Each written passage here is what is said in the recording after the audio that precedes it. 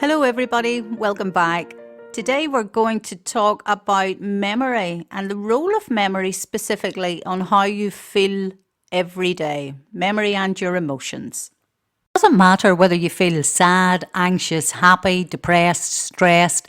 Most of what you feel is a learned behaviour. Now, I'm not saying you did it on purpose, but usually when we don't feel good, it's because we've taught our brain to feel that way.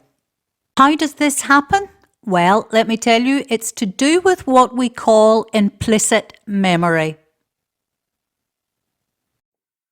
Implicit memory tells you how to do stuff, like how to cook.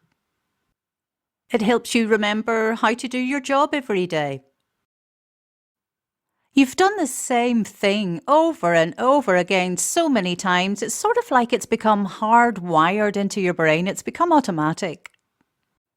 Say hello to Bob. We're going to use Bob as an example to show you what I mean.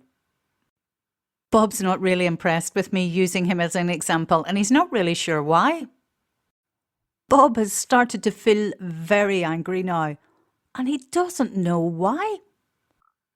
If I were to ask his friends, family and work colleagues what's he like, they'd say, angry, Bob's angry. People like me, psychologists, would say it's a personality trait. It's consistent, it's stable over time. We can rely on Bob to be angry. But you know what? For something to become stable, it has to be practiced over and over again.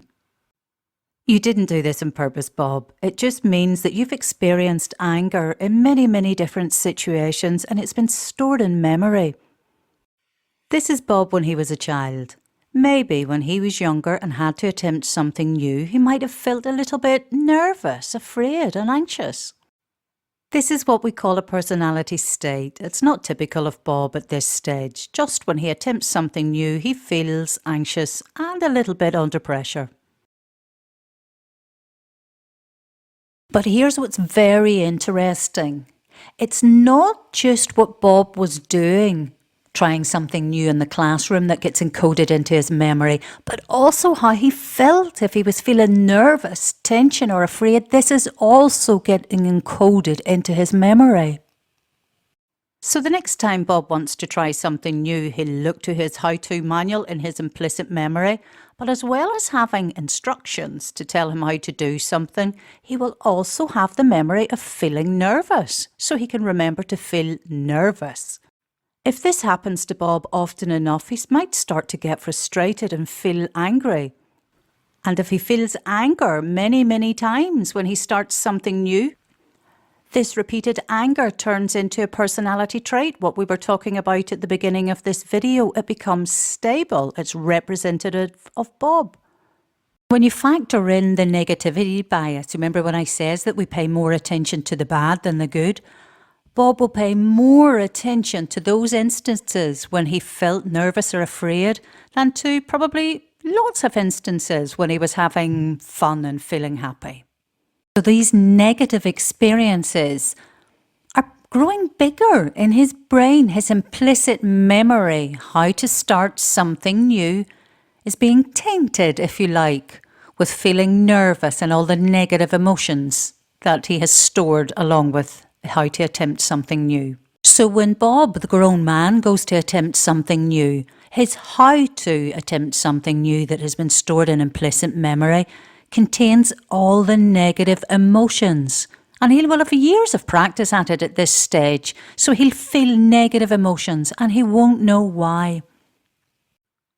A few weeks ago, when I was asking you to record all your negative thoughts and negative emotions, ask yourself, what sort of learning do you have in your brain? What sort of how-to manuals do you have and what emotions are stored alongside of them?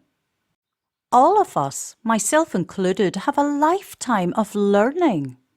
A lifetime of how-to manuals stored in our brain that are tainted by the negativity bias and tainted by negative emotions. But we can change that. We can change how your brain is working for you. And we're going to get started in that right away. We are going to start to counteract your negativity bias, where your brain pays more attention to the bad experiences. You're going to start to pay attention to the good experiences in your day, and they will be there, just your brain won't pay attention to them. And you're going to develop these emotions to increase them, to change the way your brain is working for you to decrease negative emotions and increase positive emotions. There's a practice in the next video that you can do whenever you're ready to help you to pay attention to the good experiences in your day and to increase positive emotions. I've also included a PDF. You can find this in the resources that you can download and carry with you just to remind you to pay attention to the good in your day. I'm Dr. Elaine Ryan, and I hope to see you back here very soon.